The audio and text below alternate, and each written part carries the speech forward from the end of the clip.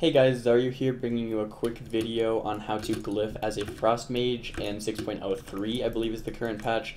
I'll go over my general setup for different situations and go over each glyph pretty briefly, just saying whether it's good or bad and why. Generally, you want to be playing with Polymorph, Regenerative Ice, and Deep Freeze. That's what I'm running with right now, and it's kind of just like a hybrid spec, just like whatever, you're just chilling, maybe do some Battlegrounds, whatever, just to have fun. There's no more Evocate to replace over Poly.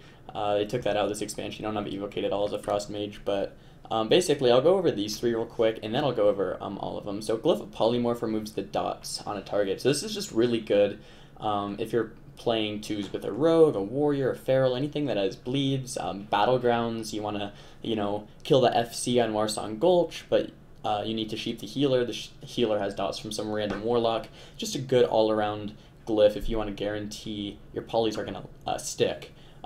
You don't need this if you're playing with two classes that don't really have dots, or you've already pre-communicated, hey, don't dot the healer because I'm going to poly them eventually.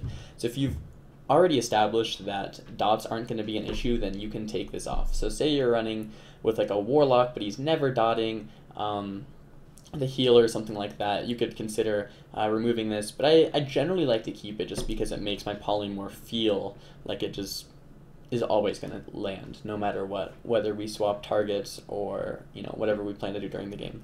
Glyph of Deep Freeze, for me, is an essential glyph. I've seen mages decide to drop it because if you really think about it, it doesn't do much on paper, but it just feels right. And what I mean by that is it's not on GCD anymore, so it's no global cooldown. You can just use it whenever you want, right? So that's awesome. But its duration is reduced by 1, so it's pretty much negating the whole GCD effect. The reason I like it, though, is because you can Blazing Speed Deep Freeze straight into a poly with no GCD lockouts. It's going to be absolutely flush. It's going to make your playstyle a lot more fluid, and you're going to be able to play much quicker. So even though your GCD is being taken out and the duration is being reduced by 1, it pretty much has no effect. It makes your play much smoother. So I pretty much never ever take out Glyph of Deep Freeze, but it does depend on who you ask. If some people think it might be worth getting another glyph, but we'll talk about those later. Glyph of Regenerative Ice is kind of mage's only heal now, since you took out Evocate on the expansion. You still have Cold Snap heal for a quick 20%. That's a 3-minute cooldown.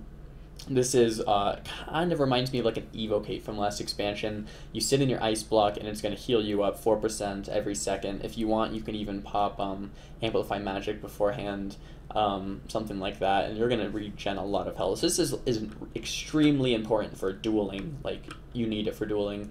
It's really good in Rogue Mage 2v2. Anytime when you don't have a healer, this is awesome. And then sometimes, even when you do have a healer, it's good. Like, it can be used in 3s. Your healer's CC'd and you sit in a whole block and you gain some HP, you're not going to die.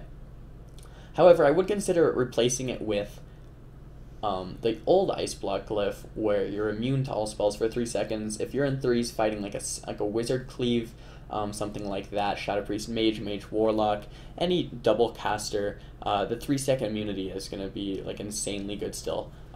These glyphs are exclusive, which means you can only use one or the other. So if you want to use Ice Block glyph, you have to remove Regenerative Ice and then use Ice Block. And same goes for the other way around.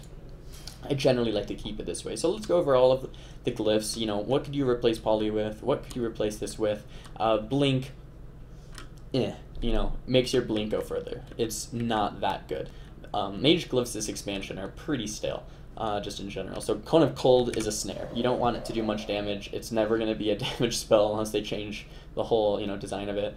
You don't want it to do more damage. 200% increased damage is just like, what? You're kiting with it. It's just slow. It's all it is. Deep Freeze, like I said, it's very good. Frost Nova, you don't even have Frost Nova because Ice Nova replaces it. And no, this glyph does not reduce the cooldown of Ice Nova. They're not the same spell. They're not the same spell. It just replaces Ice Nova. Sorry, I just woke up. So we went over Ice Block. It can be replaced over Regenerative Ice if you're fighting, a bunch of wizards or something like that. Icy Veins. This is an interesting glyph. It's a new one. It's going to give you multi-strike instead of haste, which is, pretty interesting to look at. You know, it's like, wow, it gives mages more burst. That's cool, right?